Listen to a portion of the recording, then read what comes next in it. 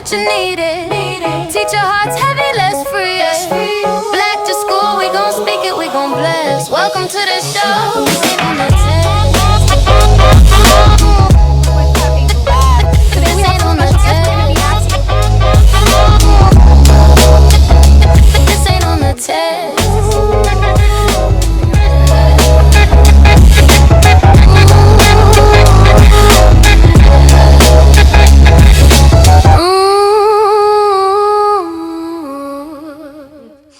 Yo and hello, it's your favorite teacher besties on your favorite teacher podcast. Welcome back to This Ain't on the Test with your host Brandyn and Beth.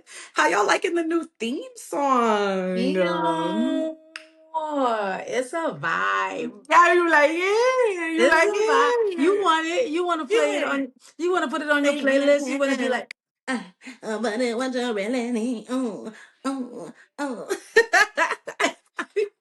you want it? You want it? Yes. Stay tuned, honey. We out here, honey. I'm so excited, honey. I love this new theme song. All right, let's go on and check in. How you doing, Mama? I'm good. Getting into the New Year's groove, highs and lows, goods and bads. But you know what? Making it through. Making it Yes, through. making your Yeah. way down. Yeah. How about you? How about you? Oh, in the spirit of transparency, honey, I'm a little down. Poor thing. I'm a little down in the disums. Mhm. Everything's great. Life is awesome. Still somebody's finance way. But I'm just tired. I'm tired and I need to take some of my own advice because I know when I'm supposed to take a little resty rest. So I'm gonna have to take a little resty rest soon. Get myself together. That's Definitely how need to I feel. take a knee. Take a knee Mhm. sometime. Take a knee. Unapologetically. And I shall not apologize. We have a big Mm-mm. event coming up this week, so I know I need to push through Mm-hmm. this week, but there's a strong possibility that next week ain't gonna see me all 5 days. I might not have all 5 days. I might not And you have. don't have to. And that's the joy of it, is you don't have Yeah. to. I've already put in my days off for January and February because, Listen, because sometimes you just gotta know yourself. And baby, know this little yourself. stretch right here, where there ain't no real break, you might get like a long weekend or two between now and spring break. This little stretch, you gotta plan your own mental health You do what you need to do to be moments. great. And Yeah. you and I have a professional development being Hmm. educator besties that we are. So we got to take some time off from our one job so we can do our heart's job of Yeah, helping new teachers get comfortable in those classrooms. So if anybody out there needs us to show up, hit us we up in the shall. GM. Come on, hit We us up. shall. And we'll put some highlights on our socials and on our website after our PD session so that you guys can get some, little clips, little insight on how we do what we do. Because we do it very well. We do it very, Mm. very well. Zooming it and zooming it and And zooming it doing it well. well. My mama love LL Cool J. LL Cool J, my mama love you. If you out there, Ella, look at me, look at me. If you out there, Okay, all right, okay. So today's episode is called Who All Gonna Be There? whoa, Who all gonna be there? It's who the gonna be there? quintessential black get together question. And So this, that you gotta know the vibe. You gotta know what you're walking into. You gotta know, like, do I wear my gold chains or is that one cousin that's still everything gonna be there? Do is I this a do I heels or a sneaker vibe? What do we do? Yes. Do I bring the potato salad or is Auntie gonna be there? Because she make the best potato salad. Like, I ain't trying to potato salad competition with her. Or do I have to eat before I go because we don't know who's cooking? Okay, then. Do I need to go through the drive-through afterwards because I went in the house and their house ain't clean, so now I can't eat their food? I'm just gonna You sit like this. still I'm in one good. spot. I'm Put good. your Thank purse you. up here because you don't want to put it on the floor now. I'm Somebody good. get And then my purse is in the car in the trunk. I didn't take it in. somebody get it. Okay, you gotta Exactly. know. You gotta know the Y'all vibe. You know gotta know who all who are gonna gonna be be there. there. Okay, Mm-hmm. but of course, as your favorite teacher besties, we are talking about the classroom. Who all gonna be up in your classroom space? So let's go ahead and hit them with the ground rules, Mama.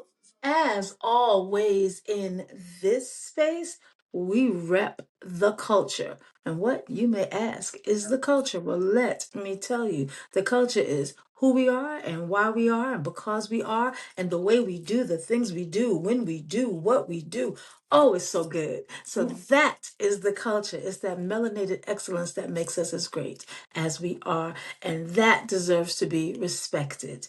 Given the honor that is due, given the kudos when it's supposed to be given, all of that.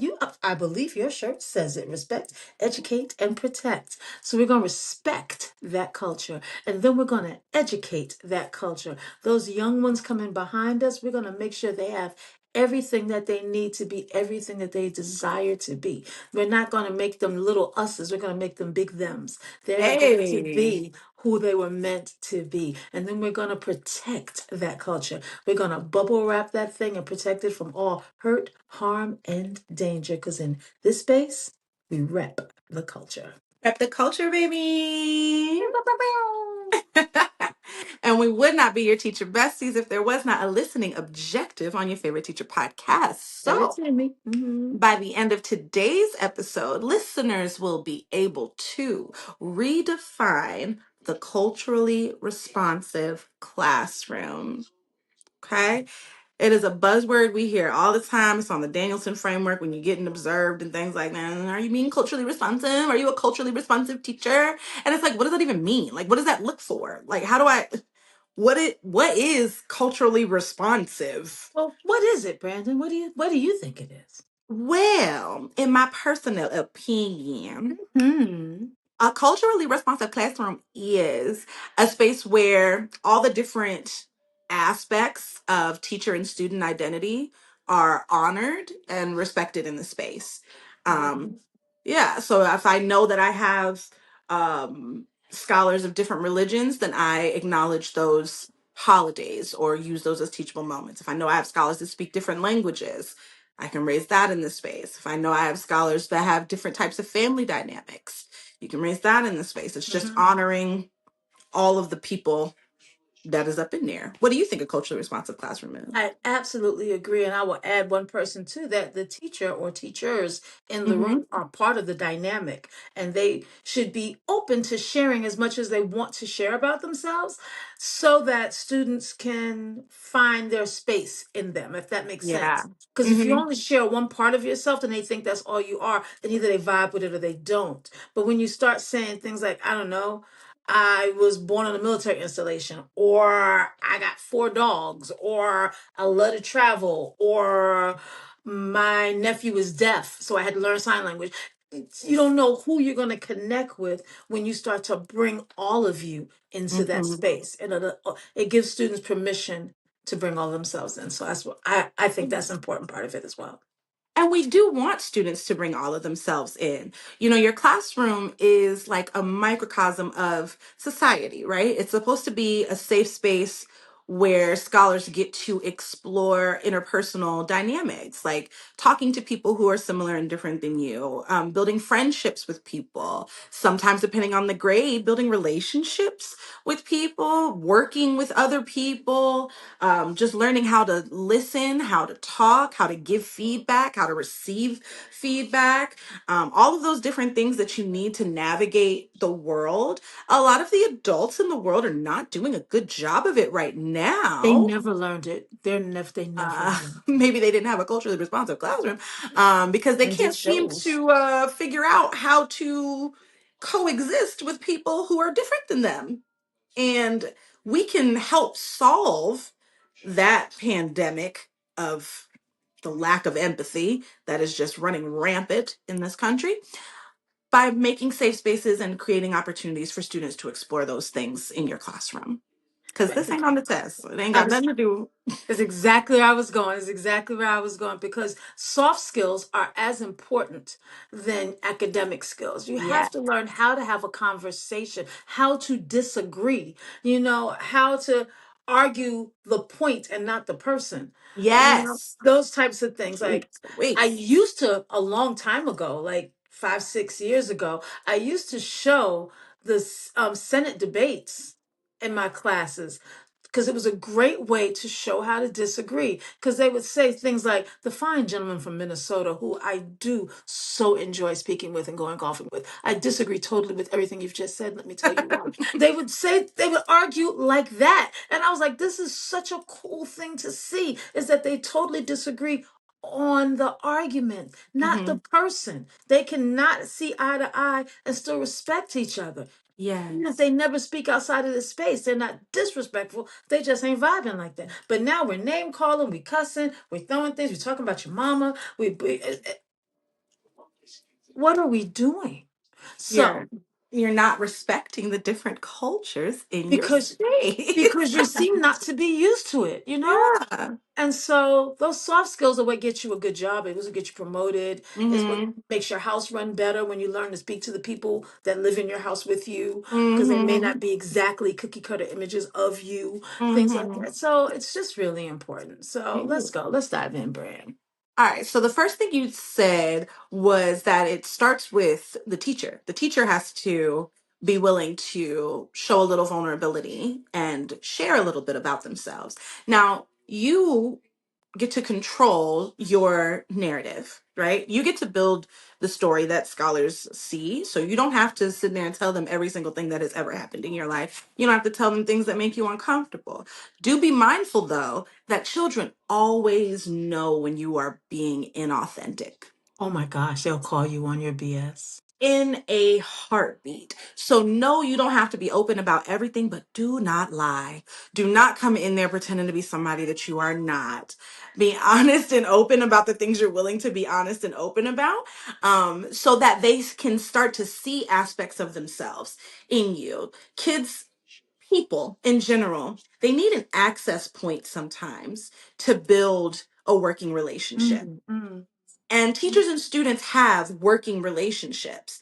They have to find ways of sharing space, of having conversations, of getting them to do things that are difficult and that can be uncomfortable for students. Every single day, you're asking them to try to do something that they don't know how to do or don't know how to do well, right? Nobody came into fifth grade having mastered all of fifth grade. That's the whole point of fifth grade. So every day, you're asking a lot of vulnerability of the people in front of you. So offering some vulnerability helps lay the foundation of being like, this is a space where we do that. This is a space where we are open. This is a space where we try new things. This is a space where we fail. This is a space where we succeed. But it starts with you and you laying that groundwork of saying, like, I have also failed at things. I have also been bad at things. I have been really good at things. I have had friends. I have had fights with my friends. I have had, you got to Right. start like giving them some of those little insights. And your culture is all of the intersectionalities of your identity.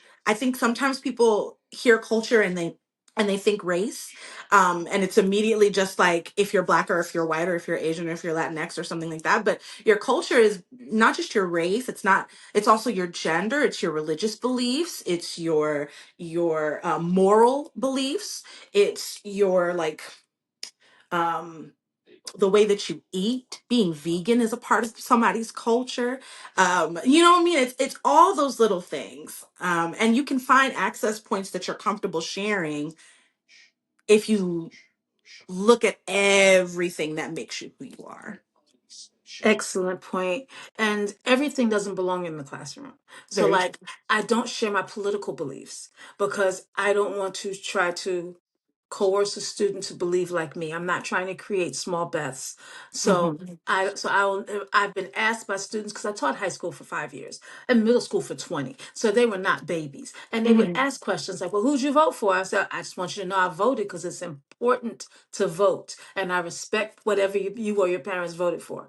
So, I will never tell them what I did. They probably will guess over time just from Hmm. talking to me and finding out more about me. But that's on them to make an educated guess. I will neither confirm nor deny.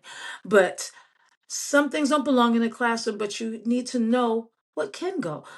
My sorority is all over my walls and everything, Hmm. so that opens up so many conversation points, especially in high school, about joining organizations, a life after college, things like that. So it was like that was a great access point, and let them know that I was not just Mrs. Jones, the teacher. My Hmm. children, my kids know, Brandon, looking at her right there, is that my students thought that she was their sister for years because I would Yes. talk about my kids so much and I would use my kids as examples in things because they were people and they did things like everybody else. And depending on where I was teaching, one of them was right by the people's age all the time that I was teaching. One of them was always near somebody's age. So I could say, my kid did this and this is what happened, or my kid applied to college and this is what happened. So I could use them as examples. So they felt like they kind of knew them. So they would see them and my kids would be like, I don't know you. And they'd be like, you my sister. And they would be like, I don't know you, stranger. But they would, in them someplace, they would be like, that must be one of mom's kids. Yeah. Because, because that's part of what I shared with them. Pictures of my dog. Everybody sees my dog and they've seen videos of my dog, so they know that I'm a dog person. So what do I get in return? Videos of people's cats and Mhm. hamsters. Somebody brought in their snake I in high love school. snakes. I love snakes so much. Other teachers were running away. So somebody brought me a video of their horse. So, because I opened that up. And the reason I'm saying all of that is because I teach math. And many times my students are not getting A's because Mm-hmm. it's hard, because I didn't teach the gifted students. I always taught the students that were struggling. So my students would get better, but many of them never got to the I got straight A's, you can't stop me, I'm amazing. So we had to connect on something that they were strong in because I Yeah. didn't want to just know them as a weakness. And I Mm. didn't want to just be seen as somebody who only dealt in what they were lacking. Yeah. So you got to find their strength, and it may not be in your classroom. Mm-hmm. And so that's really, if you want to know the whole kid, you got to see where they're good at. And sometimes you got to back to school. Sometimes you got to catch them in the basketball game. Sometimes you got to go to their cheerleading competition. Mm-hmm. Sometimes you got to go someplace else because it's not in your room that they excel. Doesn't Mm-hmm. mean they're not good because everybody has highs and lows. Yeah. Oh gosh. You said so many great things. I know. I be talking a Because lot. I mean, I'm a math teacher too. And even now, as an interdisciplinary project-based learning teacher, Sure. yeah, teacher, um, I have to, just with the nature of project-based learning, I have to embed so many soft skills and celebrate things that are nowhere near on the test or on the curriculum, because there are kids who have never felt successful in school, because some people are just not good at school, and school should be done differently, but the way that school is done, some people are not good at it. And that's just like trying to judge a fish for how well it climbs a tree, right? Like, you might not be good at writing essays. You just might not be good at Right, it. You know right. what I mean? But there are kids that I've had been like, can't nobody cut a curve the way Shorty can cut a curve. Everybody's cuts all jagged and everything like that. But I know I can always call on little Sarah and she can cut everything out. There was one student who happened to have an IEP and was happened to be academically low, because all of those things do not always coexist in every scholar. But those two things happen to be true for them. And we're in the middle of building these 3D working models of devices that use the electromagnetic spectrum in sixth grade. That was our big project. That boy was able to make like working traffic lights. He could build motors. He could, and he just ended up being this little like coach that went around and helped Mhm. everybody by the time they got to trying to make it work. Because everybody could make it cute and make it like thing, but it couldn't work. He had that skill of just circuitry, and we don't know how or why. It was never going to show up on something where he was going to be like, I took the circuitry test and got an A. It wasn't on there, but we were able to find that connection, and then he was able to find a moment of success, and we were able to lean into that for other things that happened in school where he wasn't as successful. But when you can remind him, like, but you are resilient, you're able to do hard things. Remember that thing you did? If you put that same type of energy towards this linear equation, we gonna get a little further, you know? That vulnerability is just, it's important. It's really, really important. It really, really, really is because everybody's good at something. Yeah. And sometimes you just got to dig a little deeper to find it. Yeah. And for myself, when I bring my culture into the classroom, I bring in the fact that I wasn't always strong in every math that I take.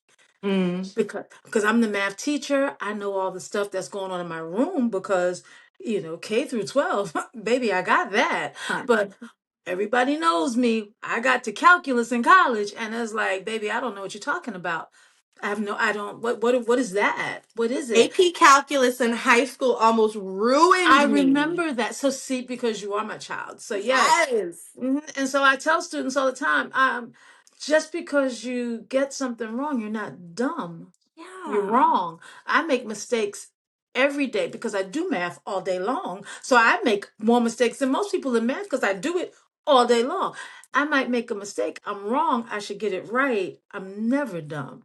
Mm-mm. And I need the students to understand. So when you open up and you share who you are, they see that people make mistakes. Things are wrong. I put the wrong number in the calculator Mm-hmm. today. As I added instead of subtracted because it was negatives, and and the kid was like, "Hey, that's the wrong answer." Thank you, because in this space we don't let each other be wrong. So you Mm-hmm. correct me if you think I'm wrong, and I'm gonna correct you, and we're in this together, okay? Because Mm. nobody's dumb. We in this So we together. in this together. We gang. We're in this Yes. together. So Okay. everybody that's in there, all the people, everybody in the club getting tipsy. Like it has to include everyone. Everybody. And everybody's responsible for helping the person near them. Whoever Yeah. it is. Like if you see they're doing it wrong, and if you think you can help them, help them. But if you can't help them, because if you're lost too, but you know that's not the right answer, at least look over and say, nah, that's not, I don't think that's right. Yeah. You And know? take the time in your classroom. One way of showing that you can be culturally responsive is to take the time in the classroom to teach what respectful disagreement looks like, what a respectful correction looks like we harp a lot in my program. We call it SKU feedback, SKU, specific, kind, and useful. And we start off the year by just showing pictures of outfits and letting them just read these people for filth. But they're strangers, just pictures we found on the internet, right? And we let them just go and like, what's wrong with this outfit? Oh my god, they look busty, that we blah, blah, blah, blah, blah. And then we make them go back and be like, now how could you redo that feedback for that person in a way that is specific and kind and useful. And then we practice it all the time. Every time we do something. All right, everybody, we're about to give everybody some skew feedback. Remember, what does it stand for? It can't just be like that was good or that was bad. It can't just be like you ugly. That project's dumb. It can't just be like if it was me, I would have put 4 flashlights on there. That's not specific or kind or useful. But some people might say, that's not a good use of my class time. I only have 45 to 70 minutes and the test is coming up. Time out is time in. Time out of the curriculum to Mm, teach the skills that they need to walk through the world is yes. as valuable as time spent on curricular instruction. Yes, it is.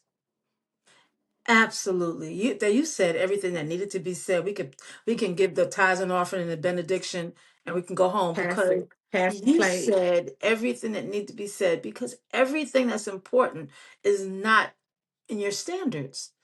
You're teaching people. And I say this to people all the time when they Yes. say, "What do you teach?" Students. Now, I teach students through math or through English, but I teach students. And because I remember that I'm teaching people, it is important that I send them out into the world better people than they were when they started. Yes. And that's my goal. That is always my goal, is that they are better people. Now, better people do better math. I get that. I get it. But they also know how to talk to people, know how to accept people who are different than them, know how to argue about a topic and not want to punch you in your face because Yes. you don't agree with me. Yeah, and then I start talking about you. Well, you bald anyway. Like, what does that have to do with this debate? What? Trump. So, so it's so important to be reminded as educators that you are a topic, you are teaching people. Got to keep that in mind. And I don't Yeah. care if they're little tiny people or if they're great, big, large, 12th graders. They're humans. And They're human. you can't teach what you don't, you can't teach people if you don't know. Yes. So, in order to respond to the culture in your classroom, culturally responsive teaching, in order to accurately respond to those cultures, you have to be aware of those cultures. And we've said before in previous episodes how important it is to understand exactly who is in front of you. And yes, it takes a lot of time. And yes, you may have a lot of scholars. but nothing you do is going to land if you are teaching to a group of people that don't exist. The people in your head that you made the lesson for, if it's not for the people in the room, it don't matter. If everybody in here is vegetarian and I know I make the best fried chicken in the world, when I show up with fried chicken, it's not going to matter to a room full of vegetarians. So it don't matter how well planned your lesson is. If it is not going to land to the people that the lesson's designed for, you are not doing your job. You know, Right. yes, you get to recycle lesson plans. That's one of the best parts of teaching the same subject or the same grade, is that you can go back and just kind of like recycle stuff that you did, but you have to make adjustments because the kids you teach them right now are not the kids you had last year. They're not the kids next year. They might not even be the same kids you had last quarter. They change. They change. They grow, their interests change, their aptitude changes, the things that hook them changes, and you have to adjust for that. And that's what actually I love about teaching, is because it's one of those careers that never gets stale. Even if I'm teaching the same thing, I never get to teach it the exact same way, because the kids change. So I like to relish in that rather than make it like a burden, like, now I gotta do lesson 7 different than I did lesson. Who cares? That's the joy of it. You really want to do the same exact thing every single day for years and years and years?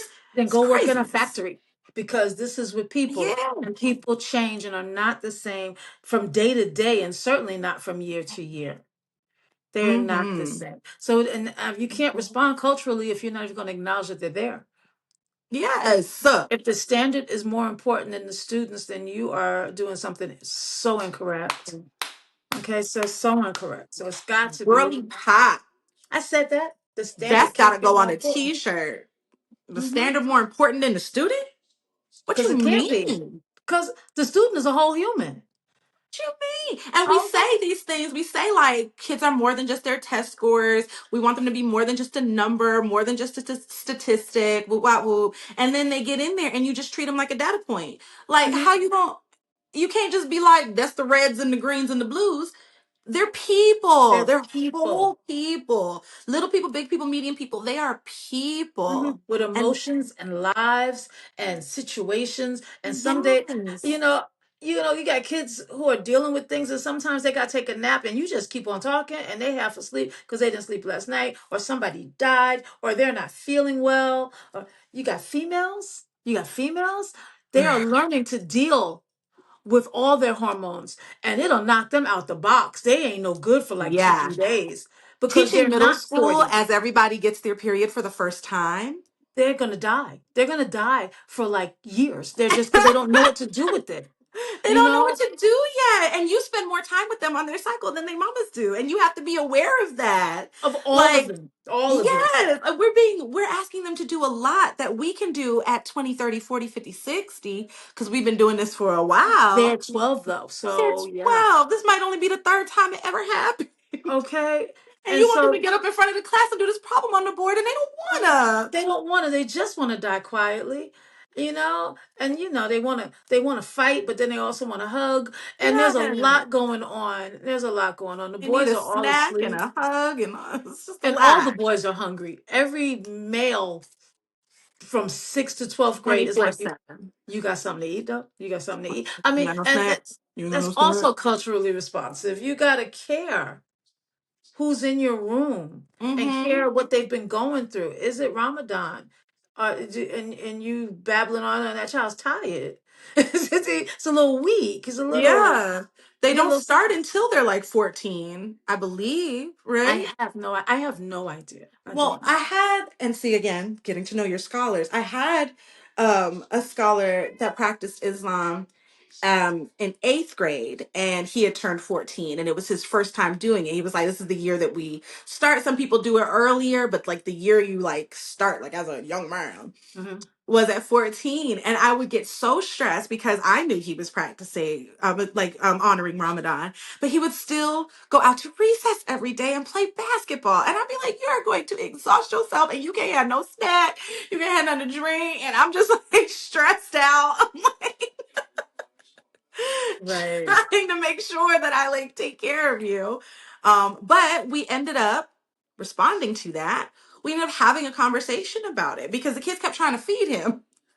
Because they was like, I got you. Yes, they like we had to like, what's up? You want me to go to the vending machine for you? Like, They you was need like, I some. got And I'm you. like, y'all can't do that. But I let him be the expert in that moment and explain why he's doing it, what it means, what it's for his religion, for his culture. We also had to consistently remind people that even though he was a very fair-skinned African, he was black, just like everybody else was black. He was an African American. Mm-hmm. So it was just so many great conversations that we got to have in lunch. Had nothing to do with nothing. Had nothing to do with the Nothing. math I was teaching. But it was Nothing. important that people understand because you fear things that you don't know. And then you get real disrespectful Mm-hmm. when you just don't understand something. So let them explore those things. It's what you're for. It's what your Exactly. classroom's for. That's what those soft skills are about, is learning who you're Mhm. around. I mean, if you work in an office, you should at least know who you got. Like Yeah. little buddy just had a baby, and so he been up all night. So we got to make sure he's straight. Hmm. Little baby back here just got married, so she just want to show pictures all day long. She don't really care what's happening. Like, okay, little buddy over there just got their braids in, so they can't even think because their braids is too tight. And you got to know who you're dealing with so you can get Hmm. what you need done. So you got to know who's best at what, who's dealing with what, who can help me with this. And you want to teach your students to navigate spaces like that as well. If they Yes. only can navigate spaces that look like what they know, they'll never get further than they are now. Hey, you're preaching today. I remember when I taught English, I used to say, no one speaks incorrectly, because the point of communication is to say something and someone understand it. So no one speaks incorrectly because somebody understands what they're saying. The thing is, if you can only speak to a certain group of people, you limit who you can communicate with, and you can't go Mm. outside of that circle. So if I want to be able to go any place I want to go, then I need to be able to speak the King's English at some point, because everybody at least understands it. Hmm. And I can revert back to comfortable, then talk to the people that understand the way I speak comfortably. But when I have a professional conversation, or if I just want to travel, I Yeah. can't travel to a whole nother place and go, yo, buddy, what up, though? They'd be like, I'm sorry. What? So you have to, in order to expand your boundaries, you have to be able to communicate with more people. So no one Yeah. speaks incorrectly. You just need to be able to speak to more people. So that's where you open it up. And so we have to teach our students to be able to deal with more people than just the people in their home. Yes. And that's important. It is. I had students, I teach in predominantly black schools with predominantly black teachers. Um, and when we take them out to museums and stuff and they're surrounded by white people, you start to realize things that like, oh, I didn't I like you don't know how to be outside of your squad. Like Hmm. some of them with the biggest personalities, I saw them shrink themselves, like scared to take up space, don't say nothing, get real. And I'm like, well, why would you ever do that? Why would you dim your light like that? You allowed to look at the exhibit like everybody else looking at the exhibit. But if we don't ever take them places and let them explore different things and different people, how do they find out like how to be comfortable in themselves while they're in different spaces? I had to learn that in college. Howard taught me that. And thank you so much for making me go. Also, thank you to Howard for the free ride. But because remember, I didn't want to go. We talked about that in the Oh, I very first remember. episode. Big fight. I Yeah. did not want to go. Didn't want that. Okay. I had never been around that many black people, and it was intimidating to me. And it was kind of sad that my own people they didn't make me feel that way, that I felt that way about my own people just from circumstances and situation experiences that I had had. But I'm so glad that I went because I got to see us in every form, in Hmm. every shade, in every manner, doing every kind of job, every kind of major. Like it was just like the whole world, but black. It was so cool. And it taught me how to carry myself, how to carry my culture and my identity into any space without shrinking it, without diminishing it, but learning how to access. I can talk to anybody about anything. I can go anywhere. There is no room that is closed to me. And I don't have to be a different version of myself when I get there. Say that thing. But you can't do that if you don't acknowledge all the parts of you. And, Yes. and if we don't allow students to bring all of them into the space and let it all be acknowledged, Mm-hmm. all of that you are, you everything about you. And it may not all be great. And I might say No. that. I might say, well, baby, I don't think that's a good idea at all. But you do you. I see it. That's on you, especially my high school students. I would just like, I don't think that's what you ought to do, but you should do what you want to do. I'm just saying. I don't Mm-hmm. think so. So I'm gonna be honest with you. However, at least I see all of you, and you have a right to be who you are. You have Yeah. that right. And that's what we need to teach them, that everybody may not accept all of you. That doesn't mean that you shouldn't bring all of you. That's on, Yes. sometimes it's on them. Sometimes it's on them to get it together. Yeah. The queerness is just, it's just sitting right there. Just, I just feel like it just, because not all aspects of your identity are seen, are visible. Um, I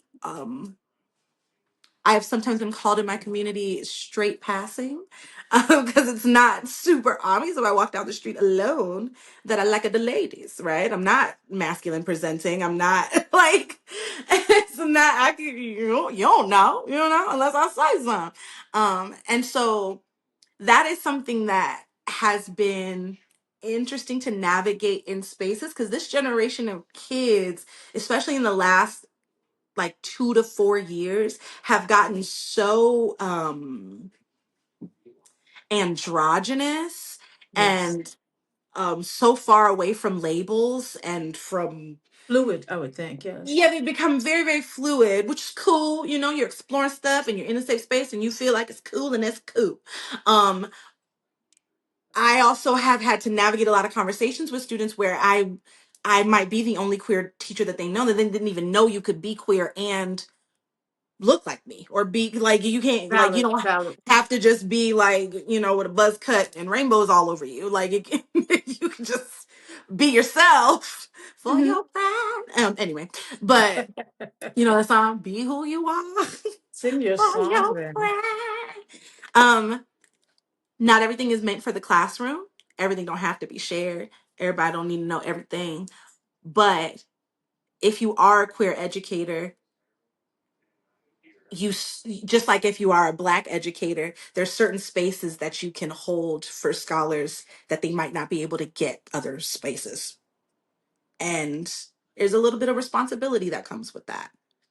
Black students needing Black teachers, because there's something about your experience that the two of you can just understand immediately. Hmm. And queer students need that too. Neurodivergent students need that too. My kids with IEPs need to know sometimes, yeah, I got the ADHDs too, man. We in this. There's ways of doing the things. You ain't gotta just be like, I can't do it because I got ADHD. Yes, you can. I got ADHD. So you can do it. It's they need those little things. They need to know Yeah. that you're not Perfect. perfect. Mhm. Yeah. Not that any They of those need things to are they need to flaws. know that they're not damaged. Yes, I'm like, so none of those things are flaws. They're just Right. all the ingredients that make the delicious meal that is you. Oh, come on, ingredients, delicious meal. Yeah.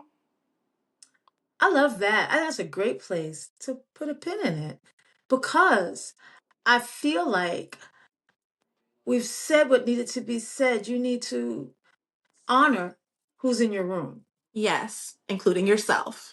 including yourself, and not just the pieces of them that you like. You need to honor the pieces of them that they bring, Mm-hmm. which may not always be the same thing because I don't vibe with everything, but Mm-hmm. 99% of my students will never know that. If you, because I'm like, I'm for you. And if that's what you're doing, all right.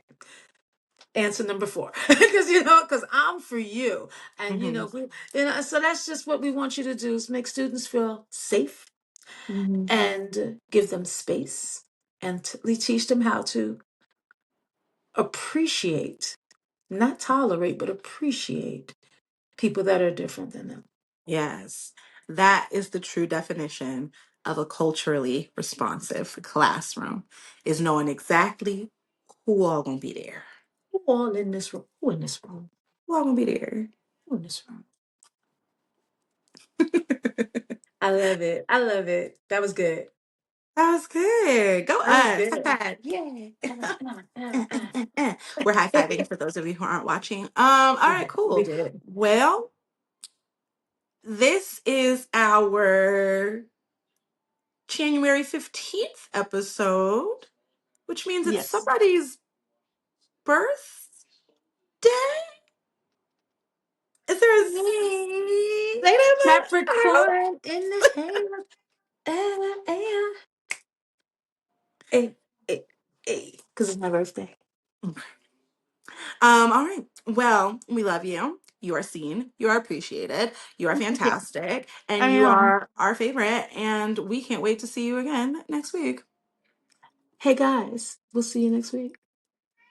In 2 weeks. We drop every 2 weeks. Just kidding. But I'm sorry. watch us again anyway. Just watch us again Just next week. rewind. Go Just back and pick watch an one. old one because they're Just, also good. yeah, just pick one. And But send us we'll a give you a message new if you liked one. it. Yeah. If you liked Please. it. We're getting lonely. You guys need to No? talk to us. Yeah. Okay. Okay. Bye. Bye.